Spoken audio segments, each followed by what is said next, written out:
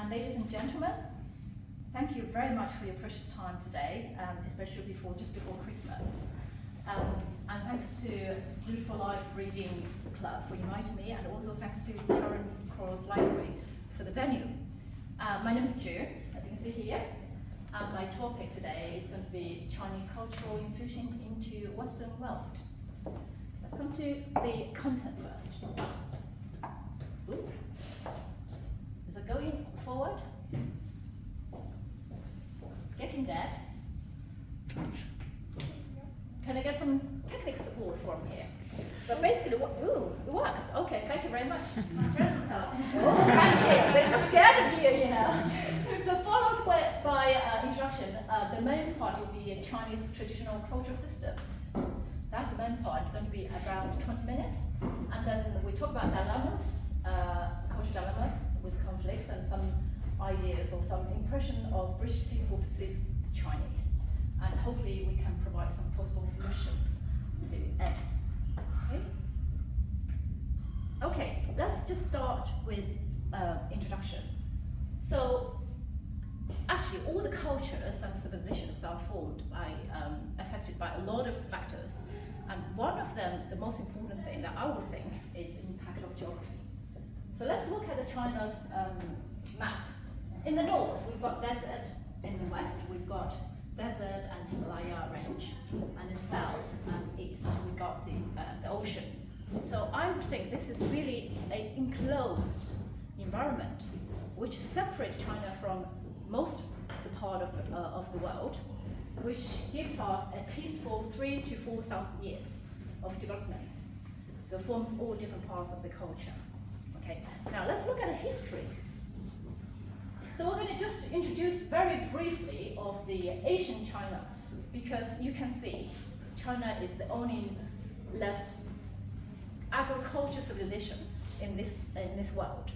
So if we're talking history, it's a long one. So we're going to just talk about the one which I think built the foundation for Chinese culture. Okay. So let's start from Xia dynasty. This dynasty is actually not really evidenced in a way. So we call it legendary Xia. And after that, we have Shang. And Shang is a tribal federation. And then after Shang, we've got Zhou. In Zhou, we have a lot of people. They divide into Western Zhou and Eastern Zhou, as you can see from here. That's about 600 years. And they built feudalism over here. And by the end of Zhou, there's a lot of laws. They're fighting with each other. And then eventually Qing united the whole country and built the first centralized government. And Qing is very short. It's only like 14 years. And after that, Han came over and take over really established the centralized government. Okay, let me just pull this over, because in a minute we'll probably have to refer to history. Okay, so we have Xia, Shang, Zhou, and Qing, and Han. Okay, now let's come to the main influence of Chinese culture. As you can see, over the more than 400 years in history, there's a lot of influence affect Chinese, the formation of Chinese culture. And I'm just going to talk about the major four. Okay, the first one, Taoism. They deployed imperial approach. So the ideal world of the Taoism is to, actually Lao Tzu, who is the founder of Taoism, is to go back to the matrilineal clan stage, which is really, really primitive stage. And the second one is the biggest one, Confucianism. And Confucius, really advocated the kingly approach, which go back to the Zhou dynasty, which is over here, because in the beginning of Zhou, the Duke of Zhou has developed a complete political framework that's defined almost everything of people's everyday life. So basically, you follow the rules. And Confucius thinks that's the perfect framework for the whole society to keep in order, in structure, and in peace. Okay. And the next one is legalism. Unlike imperial approach and kingly approach, which is quite mild and with humility, legalism deployed despotic rules, which basically means that you regulate people with force to reach relations target. And the last one, not the least, is Buddhism has a very big effect in Chinese culture. They teach people about reincarnation, karma, and explain why life is painful. Let's just go into a little more details in all of this. So let's come to Taoism. Taoism starts with Lao Tzu. That's one of the method that people say, but you know the other schooling to say that probably other people as well. But we're going to focus on Lao Tzu and his book Dao De Jing. Okay. So it's a very profound book. I have concluded in a few points. Okay. Firstly, the ideal world of Lao Tzu is to go back to the very primitive stage, as I told you before, with very small scales, with very little intervention from the rulers in the small village. Just basically go back to the beginning of where human development starts. And then secondly, Dao. Dao is what Taoists should pursue as ultimate goal. So eventually, if you're really good Taoist, you should really get Dao. And Dao is similar to the universal law, but not exactly. Okay. And Dao should follow nature. Dao is so unbiased and is ahead of everything in the world, and is just eternal. But it looks like similar to the owning God of Christian, but it's not exactly the same, because Taoists, they are atheist. They don't really believe in God who created the world, and they're not really personalized God. And the third one, return to the origin.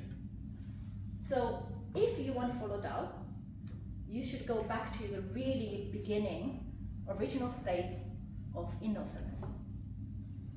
It's kind of like the spiritual state of the initial singularity before the Big Bang. Okay, if we use a metaphor. Okay, so everything, if you're more primitive, if you're more intact, and if you are less intervention from a human being, then you are closer to Tao. Okay. And the next one, with Tao, everything evolves with repetitive cycles, like yin and yang. So yin and yang, they convert from and into each other. A typical example, if you think you are very unlucky for the last few weeks, and that will be your starting point of the next round of luck. So that's a typical example of that. Okay. And the next one, they say it's doing nothing to change. I think what it is because everything evolves or develops with its own internal rules, and any external intervention will actually disturb the development of whatever. So what you should do is, you don't do anything against the rule. So if you want to achieve anything, find out the rule, follow the rule, accept it, but don't do anything, just from your, just out from the blue and from your mind. And if you just let things develop, everything will achieve in its own pace. So that's what it is. Virtue of softness and emptiness. So if you really want to find the rules and get most out of it, go into the stage of softness and emptiness. And one typical example is, think about a cup. You have a cup, that's something, but if it's empty inside, that's emptiness. It's only when the cup is empty, then you can make some use of it. But when it's full, you can't do anything because it's already full. So that's the virtue of the emptiness. And the softness, because yin and yang changes and evolves in circles. So if you're in the soft status, then the next stage we're going to be full of strength. So that's why Lao Tzu emphasized on the softness and emptiness. And when Lao Tzu comes to the individual cultivation, he emphasized a lot into inner peace of individuals. Oh,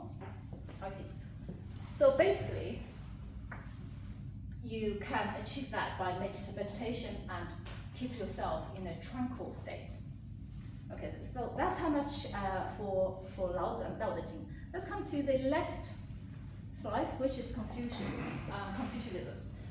One thing I have to make very clear is Confucianism is a combination of all the development, and it started from Confucius, but there's a lot of development and adaptation. So on this slide, I'm going to just talk about Confucius and the Analects. Analects is a book, was recorded by Confucius' disciples of his words and his thinking afterwards. So I have concluded very simple few points, but this, if you're interested, you can just really spend your life on it. Okay. The first one is the golden mean. Confucius' golden mean means that you should walk just in the middle, just right in the middle, and be harmonized with the environment. And this is the ultimate principle for Confucius' doctrine. So you can't really go, even if you learn something really, really good, but you can't really go too far. If you go too far, it's actually breach this law. Okay. And the purpose of Confucius for all his teaching is to restore the propriety of what the Duke of Zhou has defined or specified. That's basically is the order of that you respect who you should respect and you love who you should love. They have orders, they have stages, they have levels. Okay. And then the next one, the foundation. How do you actually achieve that with self-discipline? How should you discipline yourself? The first one, foundation, is filial piety, which is you loyal, you respect your parents, and then that's the core. Of course, dad is more important than mom, okay? And after that, you got your cousin, you got your siblings, and you got your cousins, you got your uncles, and you got all these different layers, and there are hierarchies from the top to bottom, so it depends on which position they are on. Okay, so this is the foundation that Confucius said, if you are filial to your parents, and there's very few opportunity or chance that you will be a rebellion. Okay, so that's one really foundation to keep everything in order. Okay, and the next thing is benevolence. Benevolence is a requirement of Junzi, which is the virtuous man. Effectively, they're actually the ruling class in the whole community. So when you promulgate any measurement to rule your people, you should do that with consideration and mercy. That's what it is. Okay, of course, it's loving people, but it's really more towards the requirement for those in governing. Okay. And next one, loyalty. Loyalty is actually a step up from filial piety, because if you are loyal to your parents, you're respecting your parents, now go at one more step to the king and emperors. And there's other explanation to loyalty of Confucius is to be loyal to yourself. Just follow your heart. This is another, explanation. The last one, but not least, forgiveness. So this one is really useful. It's very important factor in Confucius framework, because without being specific, it's very hard to be, have the benevolence and all the others. So this is the means to achieve all that. Basically, put yourself in other people's shoes. Okay, now, so this is a brief introduction for the Confucius and the Analects, but as I said, that is adapted, over the 2,000 years, really. So if we look at three parts, I'll just summarize very briefly. The first one is mandate of heaven. So Zhou, when it overthrew Shang, is actually justified that with the mandate of heaven, because they just tell people that Shang is already lost the mandate because he did something wrong. That's why we're here. So it's just justified for their governance. And when it comes to Han Dynasty, which is over here, because Qin is very short. Okay. When it comes to Han, they have embedded the whole mandate of heaven into the political system and build up the paternal hierarchy system. Okay, and as you can see, mandate can change hands if you're not really follow what you're supposed to do. And the second point, legitimacy of emperor. It's very related, but if you look at details, the emperor is the son of heaven. So it's kind of like anything happens, it's conversation between the son and father. Heaven is slightly different from God, as I just told you before, because heaven is not a personalized God. It's basically spiritual, or is a collection of all the beliefs. But you have the godly filial piety, because if you don't really listen to your father, which is heaven, then people can overthrow you, because the mandate has changed hands. So that's really the effect for the ruling class. And when it comes to the community rituals, we have left this big topic on that, but we'll just classify, summarize in these three parts. The first one, ancestor worship, because Confucianism has grouped all the people, relatives, according to the paternal hierarchy. So your family, your extended family, or even the village, they might come from the same ancestors, and that really formed the foundation of the whole community. Confucianism emphasized very much on the self-cultivation. I think that's a thing to require everyone to stay in your position and do what you're supposed to do. If anything goes wrong, any conflicts, stop blaming others. Before that, check into yourself. Okay, so that's a way to self-cultivate as well as maintaining the worldly order. And the last one, role play. I think we do a lot of role play. I mean, not modern China, but in ancient China. Depends on the position you are. In different occasions, social occasions, you do different actions. You have to make sure you wear the right thing, your action, your bow is right, your angle is right, and that's a bit like a role play. But this is really the system the Duke of Zhou has created to keep everything in order. Okay, and this reduces a lot of conflicts actually and violence, because when there's conflict, when you don't really feel like happy or being mistreated, look at the system. So are you doing the right role play, you're in the right position? And that resolves a lot of problem and keep the whole community very stable. Okay, so that's that. So it looks like it's very, it's not quite supportive for young people, quite restrictive. But Confucianism has been staying in China or been put in a high position in China for over 2,000 years. There are some reasons behind it. So firstly, China is an agricultural civilization until the last century.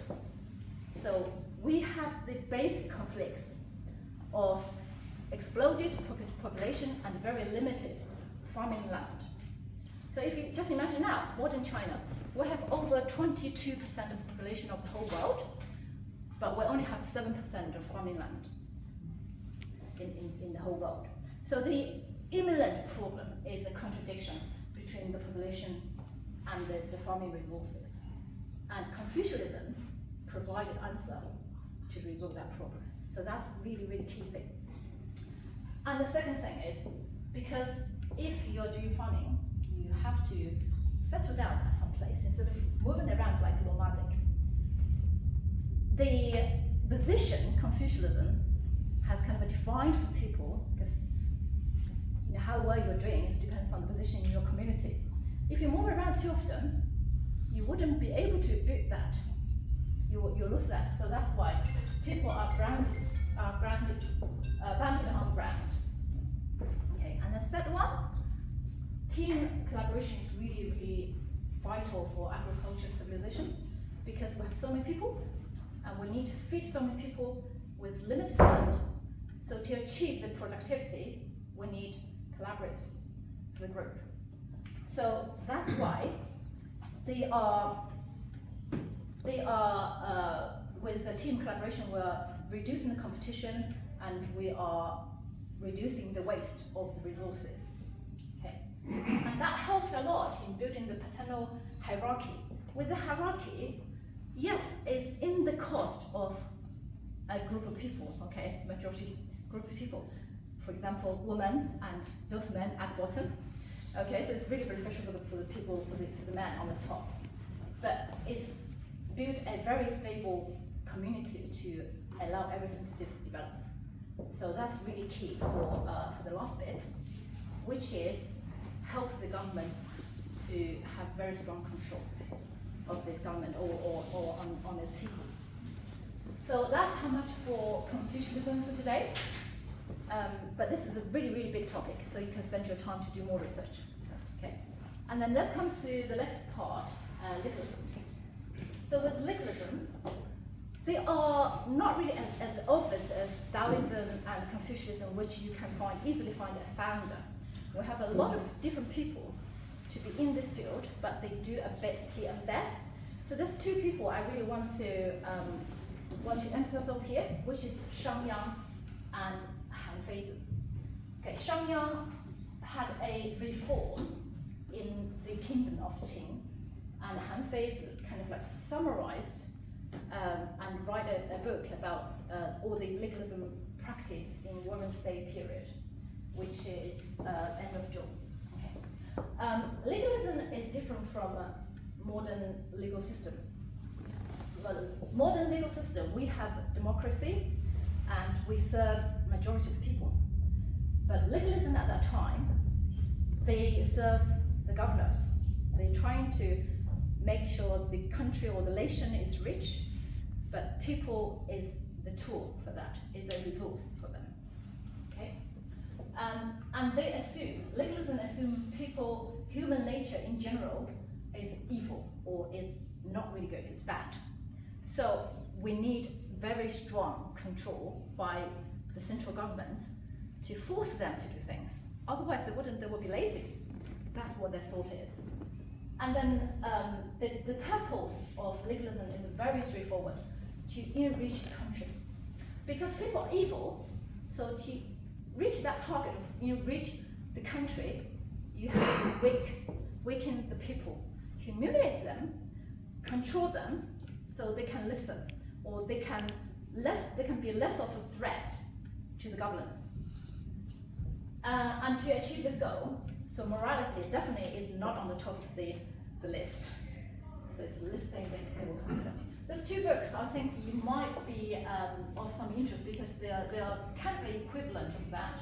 It's written by Italian, and the only difference is 1800 years, nearly 1800 years apart. So Shangyang, this is Shangyang's book, written quite a long time ago, but they are quite popular for a period of time.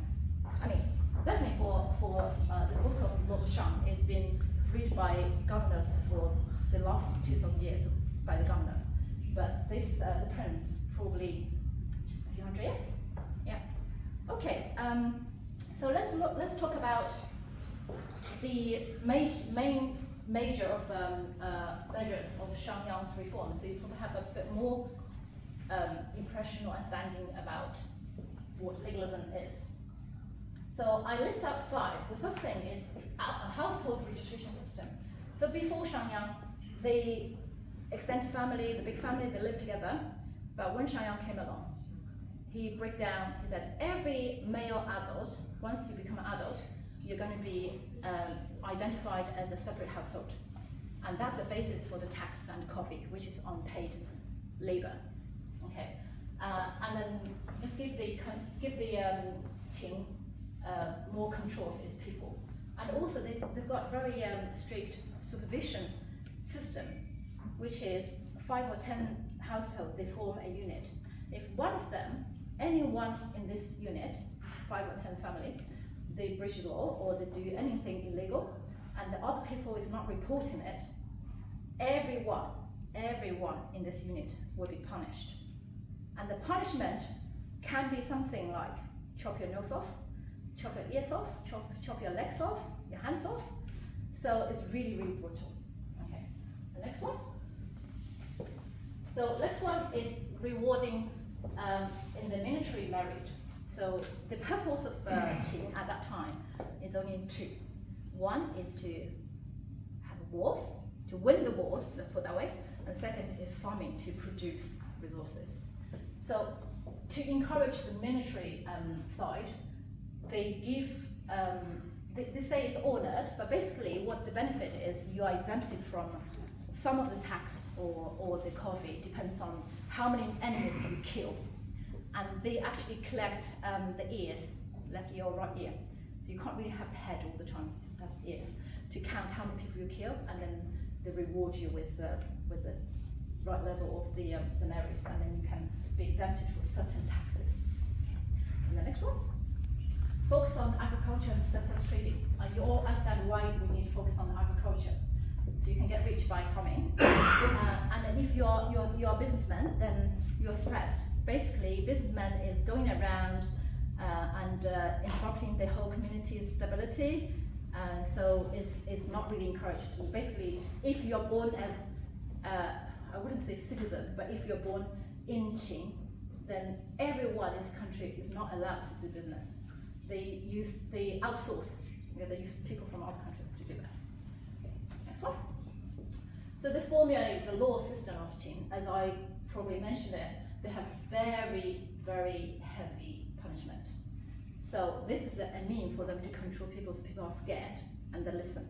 Okay, but they have very light reward. So if you're doing good, they say, okay, that's fine. But if they do something bad, well, you did wrong. Okay, that's what they do. Okay, and next one is to burn books and bury scholars. So a lot of people think that was done by the first emperor, but actually it started from Shangyang, probably that's all the legalism practitioners as well. So in legalism countries, people don't need to think. You shouldn't read, you shouldn't challenge, you just do what I tell you. Okay, so that's what it's like in Qing's life. Okay, it's very brutal, but it works. So it helped Qing to unite the whole country and become the first emperor. But that's also the reason why Qing only lasted for 14 years, because it's just when the war has already gone, all the country has all conquered, all the resentment of people, they don't really have anywhere to go. So the only way they can go is to overthrow the governance. So that's what they did. Okay, let's look at the next one, Buddhism.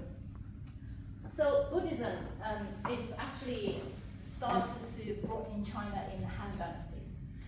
And then after that, a few hundred years, they prosper, and then in Tang Dynasty, which is around 7th century, they actually really flourished. Okay, the second two slides, please.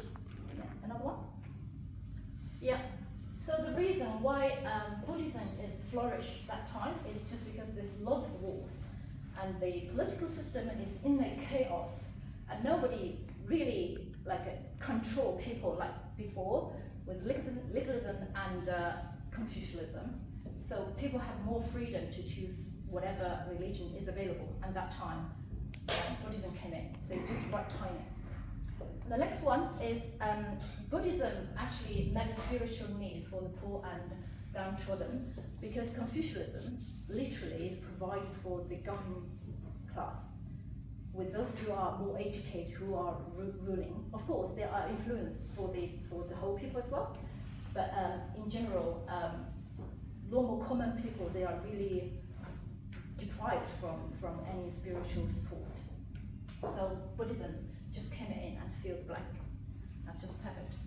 And then the monks are really clever in marketing as well. They just marketing the right thing, which is really embedded into what we already have in China, which is, for example, filial piety, respecting the parents and seniors, and also when it's come to self-cultivation, it's actually very, I think it's overlap a bit with Taoism as well. So you go back to the original state and find your true self. So that's really like overlapping a bit. That's what, let's put it the other way, because Chinese people that time only take whatever they think is right. Okay, whatever is not, just live it, okay, and keep what they think is right. Okay, the last one is Buddhism actually helped a lot with Chinese culture or civilization to develop in terms of the language. Some words that we're still using is actually brought from Buddhism that time.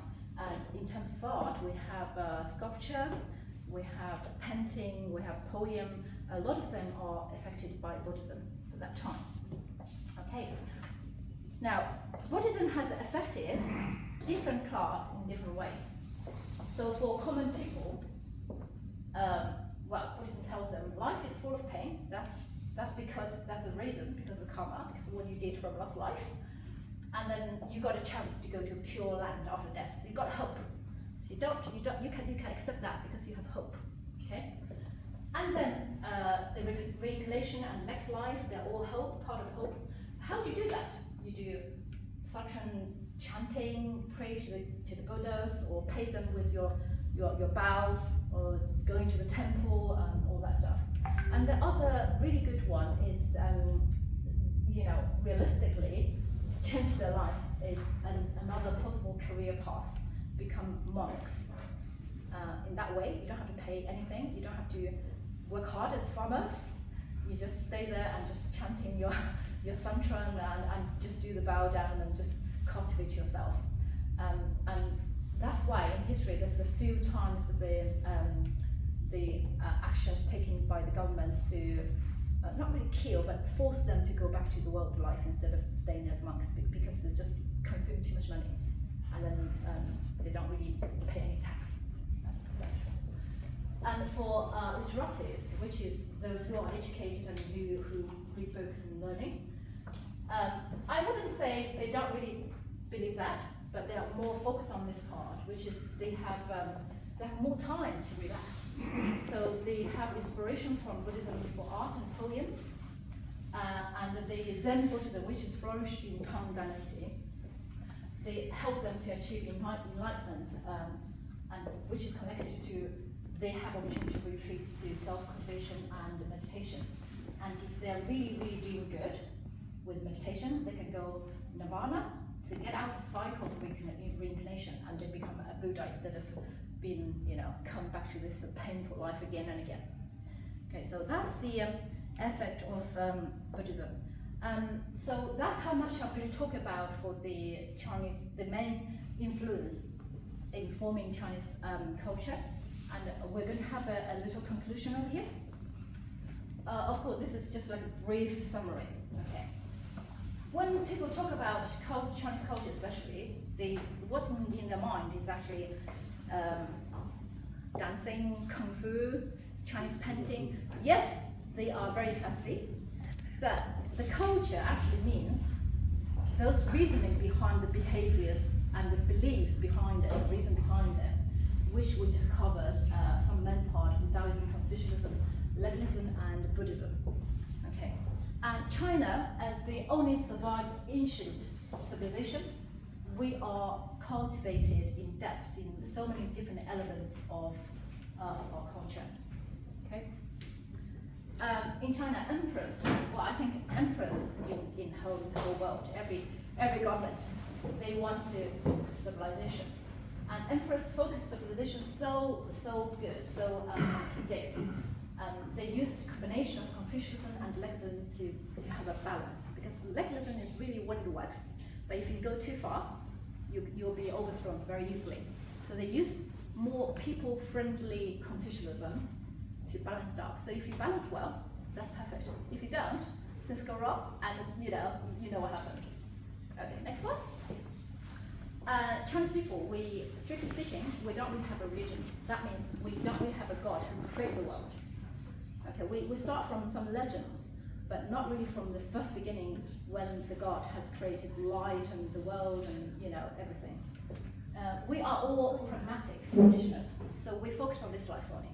If we want to be rich, we go to temple or wherever, we just pray for that purpose. Okay, so we mainly focus on this life. Literates, especially for those, when they are at a good time, when they feel things in control, they will go to the root of Confucianism and hedonism, okay, Confucianism only. But when things go wrong or go in the hard times, they can retreat back easily to Buddhism and Taoism just to do self-cultivation. So that's how much I have for the Chinese traditional culture part. And let's look at the next part, which is the cultural dilemmas that of my experience. Okay, I think this is a really interesting part. If I missed anything, just add it up at the end. Okay. The first thing, thank you and please. Some of you have heard of my talk on that before. I'm very amazed on how much thank you and please Chinese English people say over here when I first arrived over here. Because in China, we don't really verbally express our gratitude, especially to the people who we think we're close with. If I say thank you to my mom, she would be worried. What's wrong with you? Okay, so I'm still trying to learn to add thanks after no, because I would just say no, but I know you should say no thanks. Okay, next one. We're done.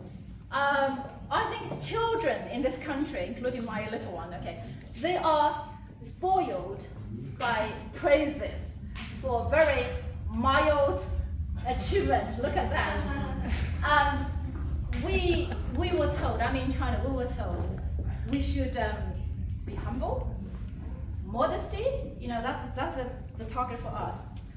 So I have this ability to agree and accept the praise that I receive.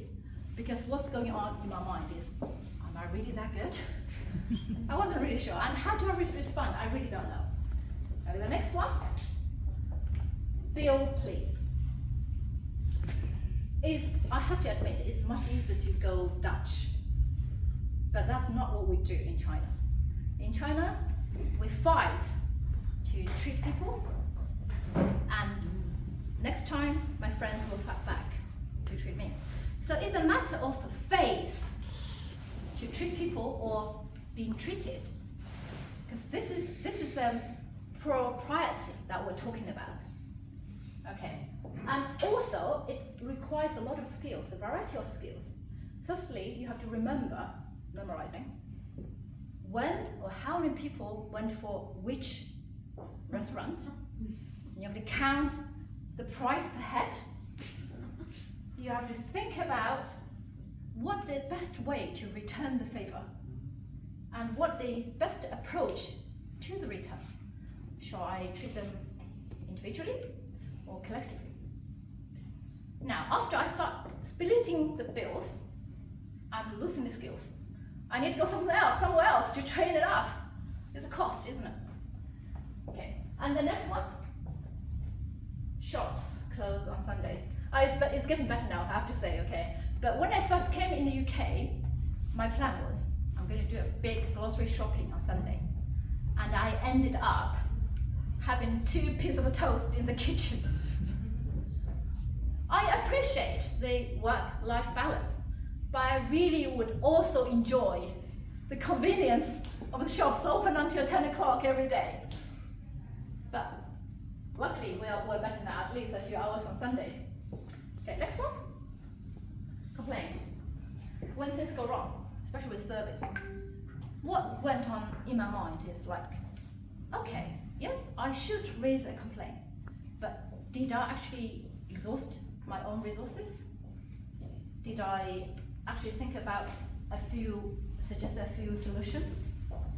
And by the end of it, I just resolved the problem myself.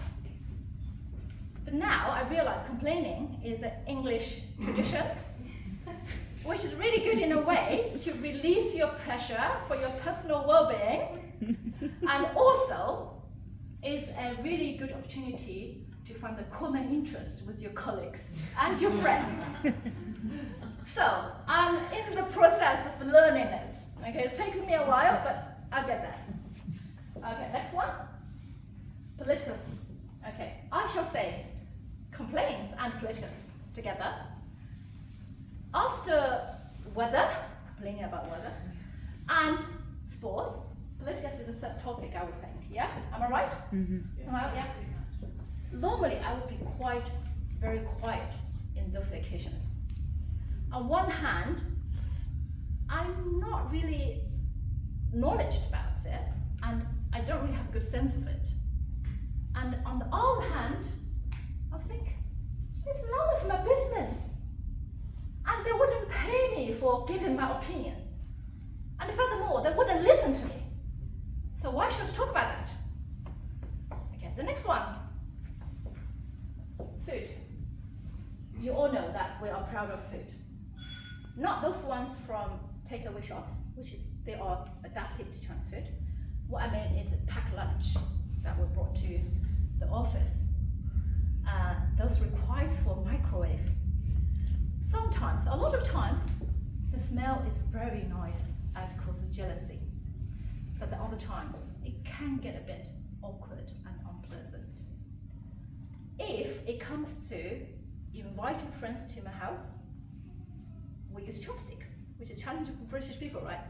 And then, if my mom were there, she would show her hospitality by serving you some food on your plate. And you can imagine if that food happened to be your least favorite. That's an awkward situation. Okay. And the last one? Call me Roger. I got my friend Roger over here. I feel very awkward or guilty even every time when I call him Roger. Because in China, we decide how to call people according to the position you are, social status, the relationship that they are with you. For Roger, at least I should call him uncle, if not grandpa. So even he is not my relative, that's how I should call him. In China, we have very complicated relative chart to tell you how you should call your relatives. Sometimes I still get confused, but it's a good opportunity to train your IQ, isn't it? So let's look at this chart and be wow to that. Okay, so this is how you call in English, and that's how many varieties you have, and that's not including the sequence. So, for example, if you got your dad has a few brothers and sisters, then you have to sequence them with bigger one, second one, third one, fourth one. You have to remember whose wife is whose, which one. So good practice for you. You can find that online later. Okay, now let's come to the impression from other cultures. My original title is Impression of the Chinese, but I think Chinese is really narrow because what I mean Chinese is not Chinese just coming from China, but also Chinese from all varieties or anybody who actually influenced by Chinese culture to some extent. So if I use my language wrong, but you know what I mean. So Chinese people is like everyone who are influenced by Chinese culture. The first one is Tiger Mom, and I was told I'm one of them. To some extent, I'm proud of it. Okay, not all, but to some extent, because that just shows me how efficient I am, how result-oriented I am, and it works most of the time. The only thing I need to do is just reduce the aggressive part a little bit, not too much, a little bit, and then I can become a cat mom instead of tiger mom.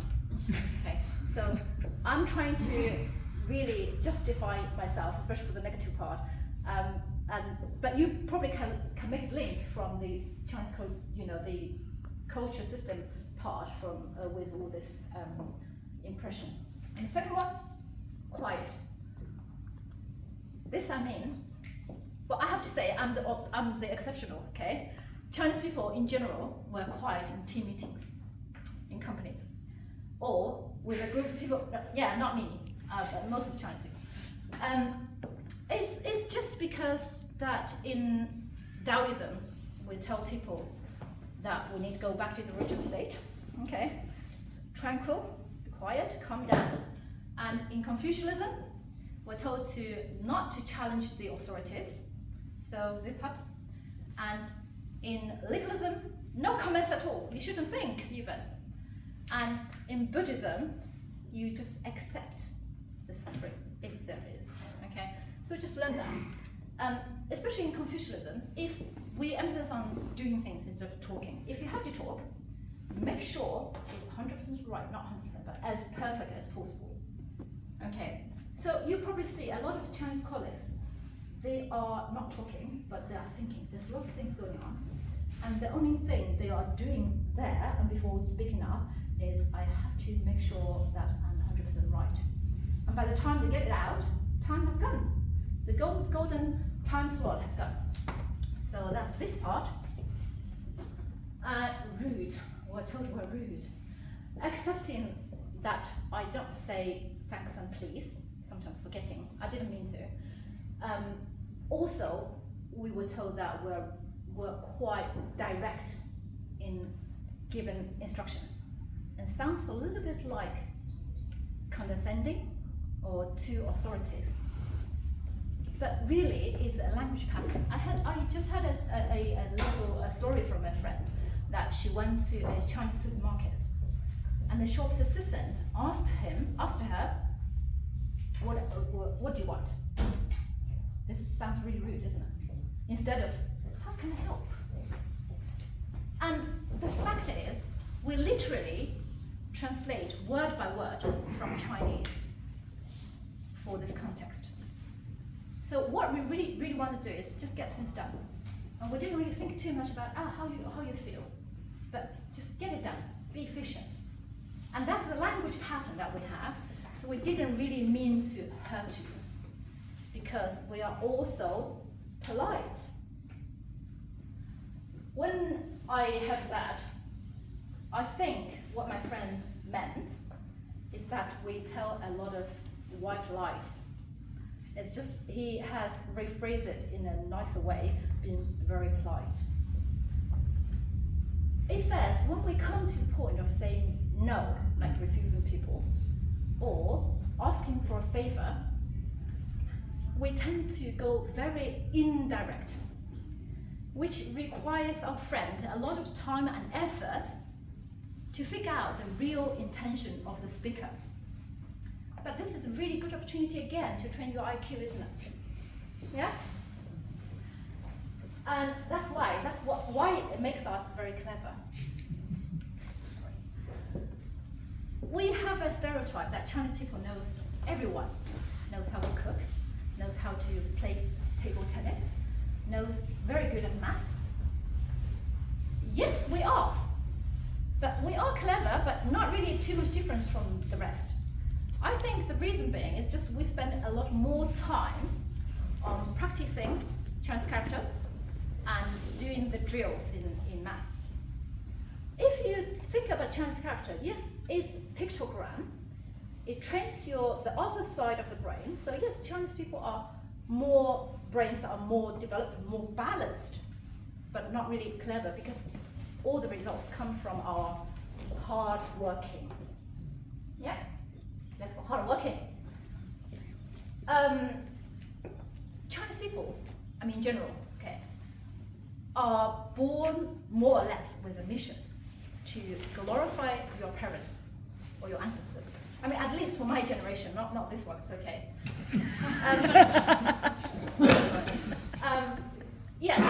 To achieve that, we should really work hard. And everyone else around us, we're all working hard. We don't really feel that much a difference or painful. We just go for it. So that's how the impression comes along, and we just keep, this is in the genes. We can't really stop working, thinking away. But of course, having said that, things have changed, okay? Like modern China, the children are quite different now, but in Chinese blood, in a few decades ago, everyone's really working hard, and you still have the impression of Chinese people working hard. Next one, respect seniors. It's hard not to respect seniors after you have been influenced for 2,000 years in this hierarchy system, isn't it? You have to kind of look at the person and say, oh, yeah, how old he is, or she is, and then you can kind of decide, oh, how, what degree of bow you do, and all that kind of things, and which orders they have to sit.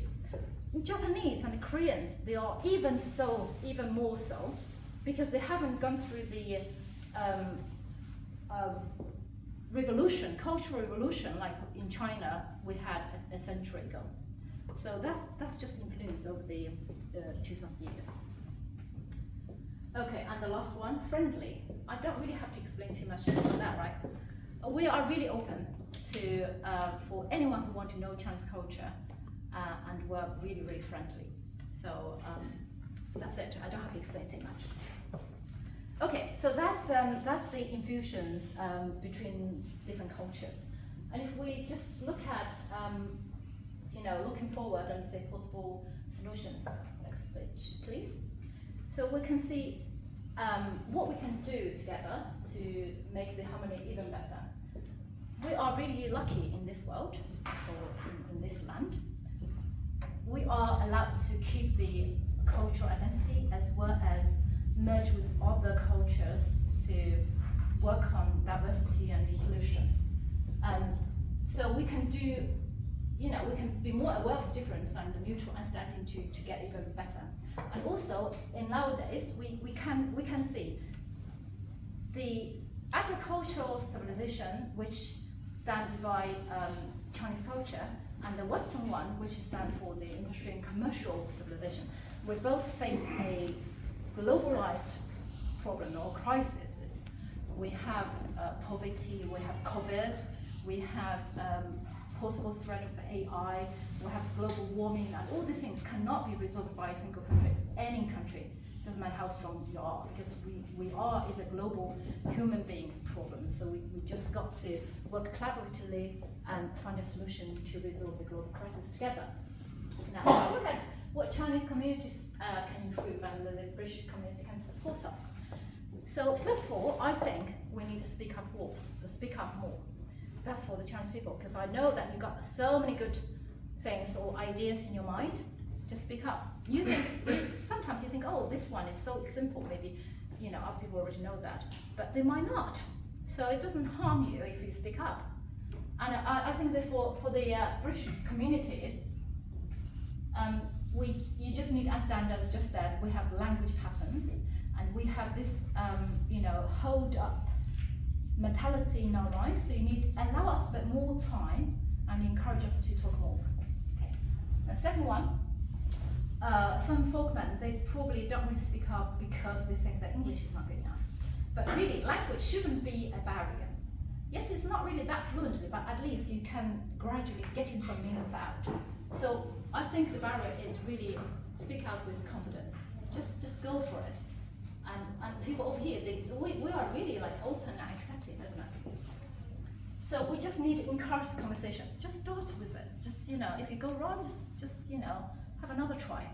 So it's just a lot of encouragement we should have, and encourage yourself and encouragement from the English community as well. Okay, next one.